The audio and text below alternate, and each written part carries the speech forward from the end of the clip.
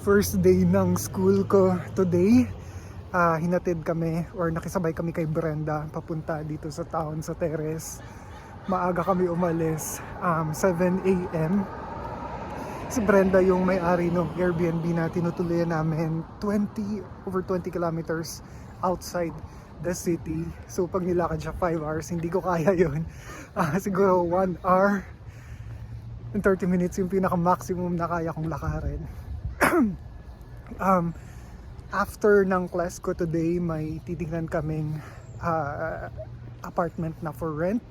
1,650 lang siya a month and sobrang lapit sa school. 30 minutes siya pag nilakad and 45 minutes naman pag nilakad yung Skina Mall. So after nun, pipick upin na namin yung bike na binili ko kasi 1 month pa kami magstay doon kina Brenda. Or depende kung pag halimbawa nagustuhan talaga namin yung place dito, kukunin na namin yun and then at least meron na akong kukunin pa rin namin yung bike para kahit pa paano may pang-ikot-ikot ako dito. Ayun lang, sobrang nervyos, I don't know. So post degree in business yung kukunin ko, yung kinuha kong course, and sobrang tagal na nung last time na pumasok ako sa school and I don't know kung kaya ko pa bang matuto. Feeling ko ang tanda ko na, but ayun, anyways 11:23 pa lang pero nandun na yung bus nakapark.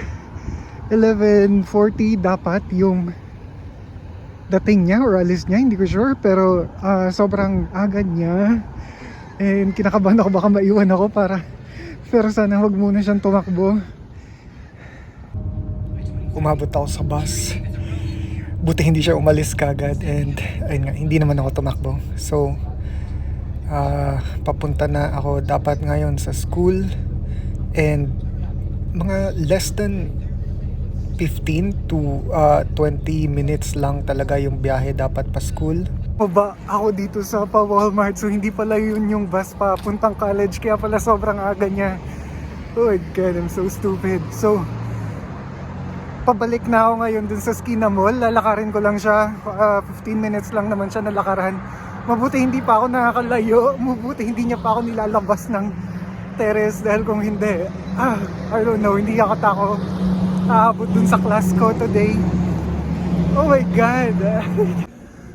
Tapos na lahat ng class ko today, nandito na ako sa cafeteria, hinihintay ko na lang yung dating ng bus. 4:25 yung bus.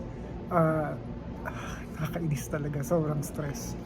Ang lalaki ng pimples ko. After nito, diretso na ako ng Skina Mall.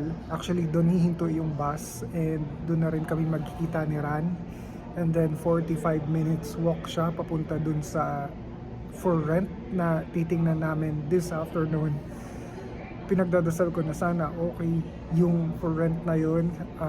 May pambayad kami pero sana hindi siya garage, pero I don't know, wala rin kaming kay na umarte kasi wala na kami ibang mahanap na location. 30 minutes na kami naglalakad galing Skina Mall and ayan yung nilalakaran, almost kawalan na naman pero malapit na siya and ako wala na akong pake, basta hindi lalagpas ng 1 hour yung lakaran, kukunin ko na. Meron naman akong bike. Ito yung view pag papunta. So ayan, ang ganda ng mga bundok dito. Ayan, sobrang ganda ng view dito. So ito, I think lumber or wood factory to. Ayan siya. So ito yung parang neighborhood nung i-check namin na bahay ngayon, pero kung halimbawang okay nga talaga siya, kukunin na namin yun. Hindi na ako aarte. Nakaka-stress. So ayun, chinek na namin yung for rent nila. Hindi siya okay. Hindi ko ma-explain pero medyo depressing yung itsura nung bedroom, nung room or nung buong unit na yun. So I don't know. Hindi ako masela na tao, and sinabi ko naman na kapag halimbawa medyo okay yun, kukunin na namin, pero hindi talaga. So I think magstay pa ulit kami kina Brenda for like the whole month, and then continue pa namin yung search namin. Anyways, makukuha ko naman yung bike today, and kung ako lang naman mag-isa, kaya ko namang i-bike yung from here papunta kina Brenda. 1 hour lang naman yun, and hopefully bago mag-November, bago mag-snow makakuha na kami ng malilipatan dito sa downtown area. Anyways, ang ganda nung, hindi kita, pero ayan, ang ganda nung araw. Stress na ako. Gusto ko lang i-share sa inyo na itong lumber factory na yan, ito 1905 pa pala to na-establish. Sobrang luma na niya. Ang nag-establish pa nito is yung founder din nitong Terrace City. Although existing na talaga tong location na to, may mga nakatira na talagang mga First Nation na inhabitants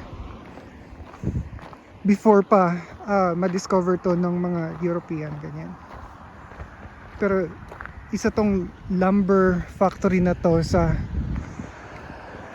naging reason kung bakit dumami pa yung tao dito sa Terrace. And ayan, napakalawak niya. Hindi ko sure kung kita sa video, pero hanggang dun pa yan sa yung may mga orange na kahon-kahon. Hindi yan kahon, kahoy yan.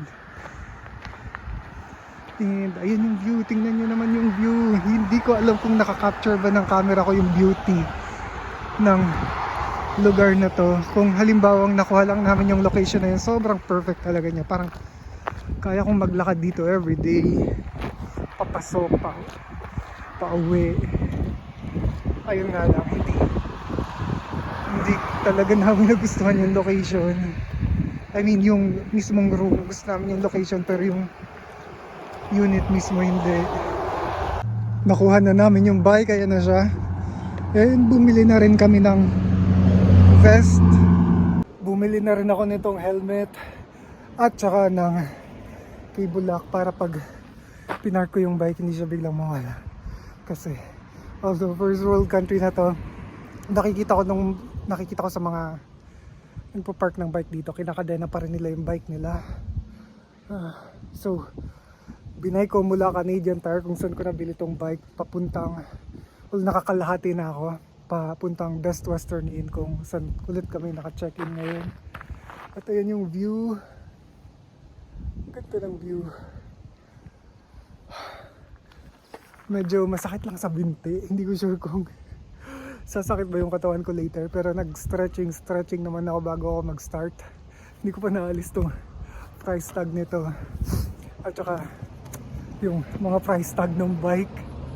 We are back sa Best Western, pero this time ang nabook namin 5th floor na, and yung window sa kabilang side naman ng city, which is Mountain View pa rin. Hindi ko sure kung mapapansin niyo, pero ayan, iba na yung view niya today. Katapat na namin yung Checkers Pizza, isa yan sa mga sikat na pizza house dito. And ito na rin yung view sa side na papunta sa school. Although hindi ko pa ma-figure out kung saan dyan banda. Uphill drive kasi siya. So I'm thinking na dito banda yung school. I-share ko sa inyo yung iba pang included sa breakfast ng Best Western or ng Terrace Hotel. Hindi ko alam ba Terrace Hotel yung nakalagay dyan. Ito yung iba pang kasama sa breakfast dito sa Best Western. So may coffee, tea, yogurts, milk, cereals, fruits, pastries, ayan, pastries, and then waffle, make your own waffle. Ito yung mga toppings nila, and then juice. Napakita ko na yung mga beans nila at saka sausage last time. So ito yung the rest. And ito yung tsura ng buong dining area. And so today I'm eating omelette with toast, siran, sausage, beans, and ano bang tawag din na dito sa potato na to? May tawag sila dyan sa potato na yan. I think yun na lang rin muna for today. Sobrang nakakapagod and medyo disappointed nga rin dun sa outcome ng pag-visit namin dun sa for rent na unit today. I think yun, babalik muna kami dun sa lodge kina Brenda. Sobrang okay din nung place na yun for me. Relaxing siya, sobrang tahimik. It's just that napakalayo niya sa city, napakalayo niya sa school. Although, yun nga, bumili ako ng bike pero I don't think na uubra yun during winter and meron na lang kaming 1.5 months bago ma-experience yung winter dito at saka yung mag-snow. I don't think kaya akong mag-bike sa snow. And kita-kits ulit next vlog. Bye-bye.